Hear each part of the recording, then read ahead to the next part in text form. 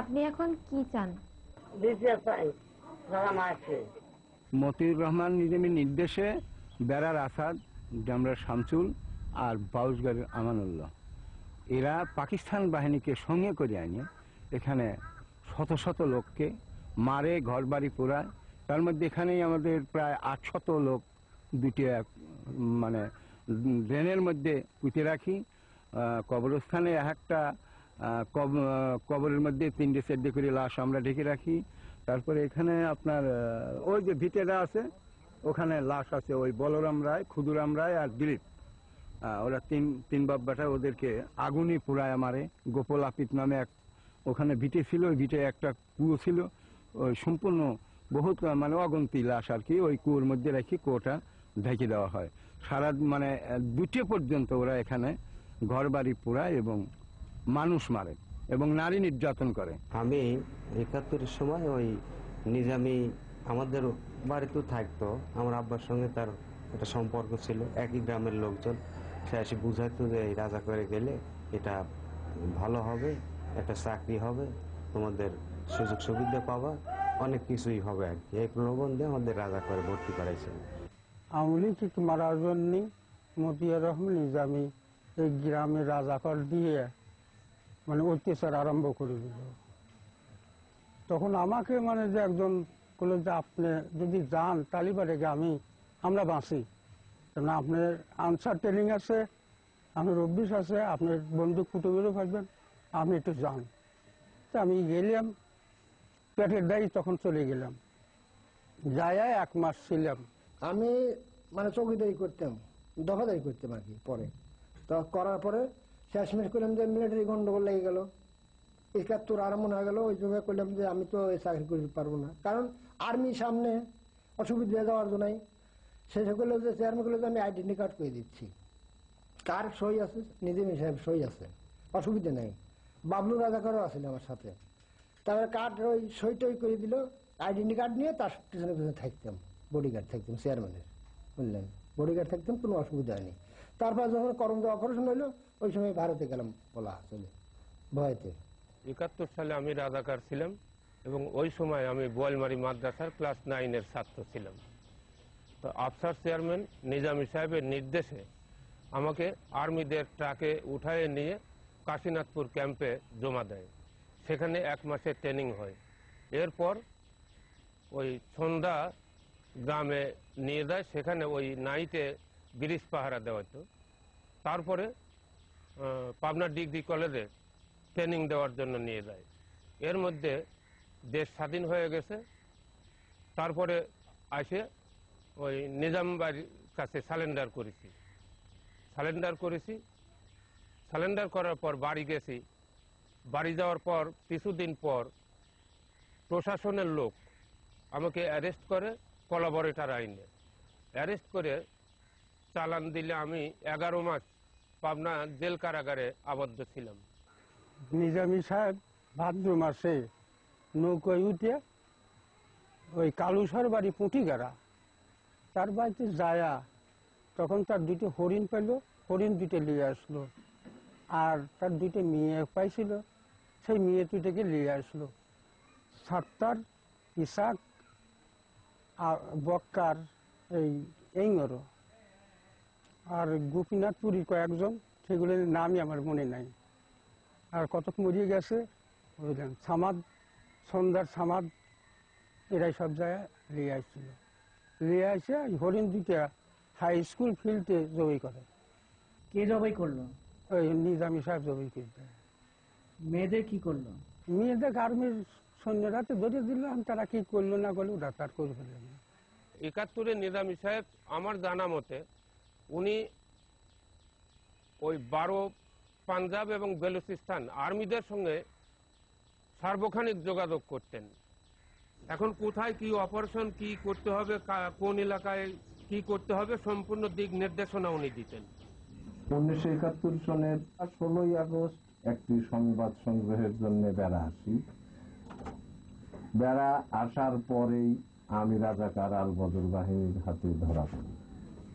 তারা আমাকে ধরে নিয়ে নগরবাড়ি ঘাটে আর্মি ক্যাম্পে সর্বস্ব অর্পণ করে।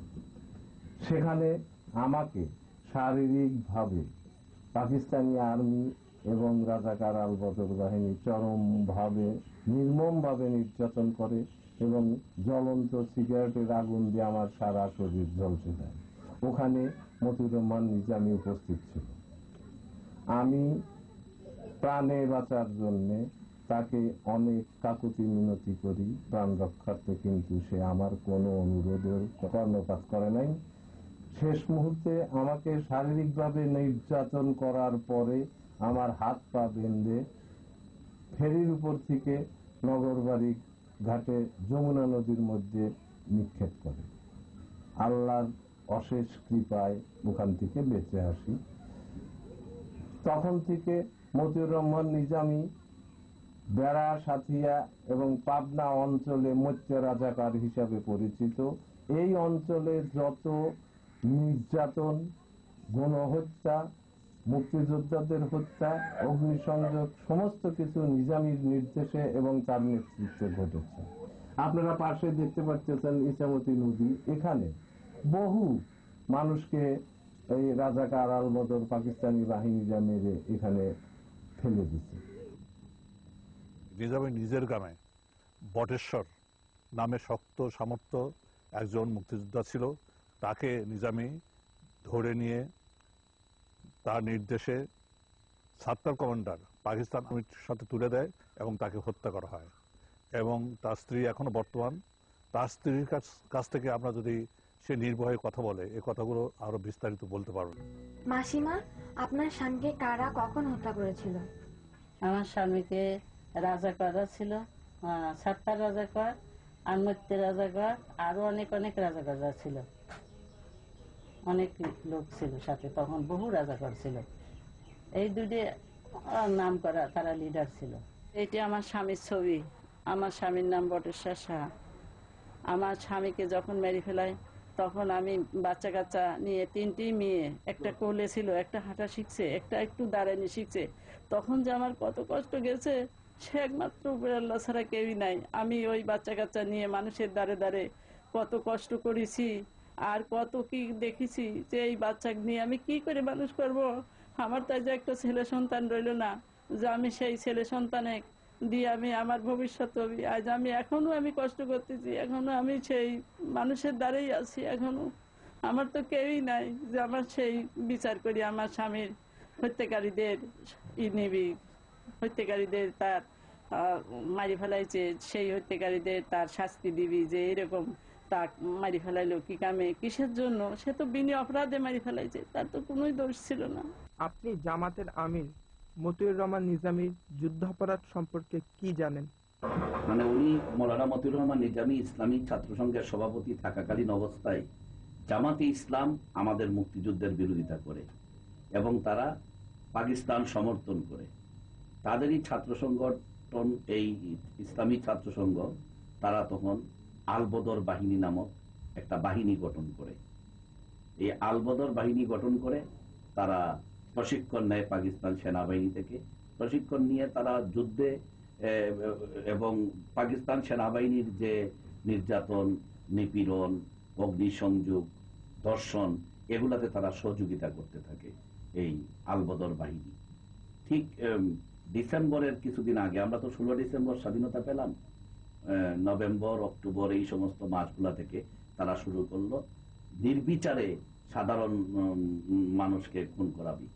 সাধারণ মানুষ তারা খুন করছে, বেসামরিক নাগরিক, শিশু এবং তাদের মতের যারা বিরুদ্ধবাদী ছিল, বিশেষ করে আওয়ামী লীগ এবং যারা হিন্দু ধর্মীয় সম্প্রদায়, তাদের বাড়িঘরে তারা অগ্নিসংযোগ করছে, তাদেরকে তারা অনেককে হত্যা করছে, অনেক নারীদেরকে তারা নিয়ে পাকিস্তান সেনাবাহিনীর কাছে দিচ্ছে এবং তারা ব্যাপকভাবে ধর্ষণের শিকার হয়েছেন।